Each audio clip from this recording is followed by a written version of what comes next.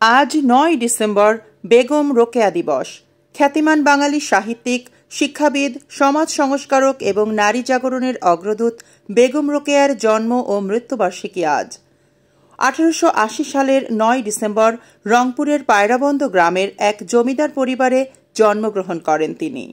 ১৯৩২ সালের একই দিনে মারা যান এই মহীয়সী নারী।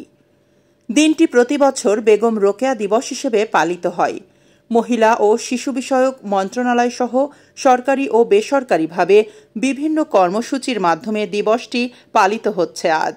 প্রতিবারের মতো এবারও জাতীয় জীবনের বিভিন্ন ক্ষেত্রে অবদানের জন্য ৫ বিশিষ্ট নারীকে বেগম রোকেয়া পদক প্রদান করা হয়। বেগম রোকেয়ার সময়কালে মুসলিম সমাজে মেয়েদের লেখাপড়া শেখানোর কোনো প্রচলন ছিল না, তাই প্রাতিষ্ঠানিক শিক্ষা না থাকলেও পরিবারের সবার অগোচরে বড় ভাইয়ের কাছে উর্দু, বাংলা, আরবি ও ফার্সি পড়া ও লেখা শেখেন তিনি। রোকেয়ার শিক্ষালাভ ও মূল্যবোধ গঠনে তার ভাই ও বড় বোন উল্লেখযোগ্য ভূমিকা রেখেছিলেন। পরবর্তীকালে বিহারের ভাগলপুরে সৈয়দ সাখাওয়াত হোসেনের সঙ্গে বিয়ে হয় তার। স্বামীর উৎসাহে ও নিজের আগ্রহে তিনি লেখাপড়ার প্রসার ঘটান। এই মহীয়সী নারী ১৯৩২ সালের ৯ ডিসেম্বর মৃত্যুবরণ করেন। ১৯০২ সাল থেকে মৃত্যুর আগ পর্যন্ত ৩০ বছর সাহিত্য সাধনা করেছেন তিনি। ১৯০৫ সালে রোকেয়ার বিখ্যাত ইংরেজি গ্রন্থ সুলতানাস ড্রিমস প্রকাশিত হয়, যা পরে বাংলায় সুলতানার স্বপ্ন নামেও প্রকাশিত হয়।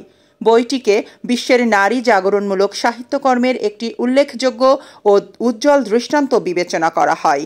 গ্রন্থটি সম্প্রতি জাতিসংঘের শিক্ষা, বিজ্ঞান ও সংস্কৃতি বিষয়ক সংস্থা ইউনেস্কোর ওয়ার্ল্ড মেমোরির তালিকায়ও স্থান পেয়েছে। বেগম রোকেয়া ২০০৪ সালে বিবিসি বাংলার করা জরিপে সর্বকালের সর্বশ্রেষ্ঠ বাঙালির তালিকায় ৬ষ্ঠ স্থান অধিকার করেন। তার অন্যান্য উল্লেখযোগ্য রচনা হল মতিচুর, পদ্মরাগ, অবরোধবাসিনী ইত্যাদি।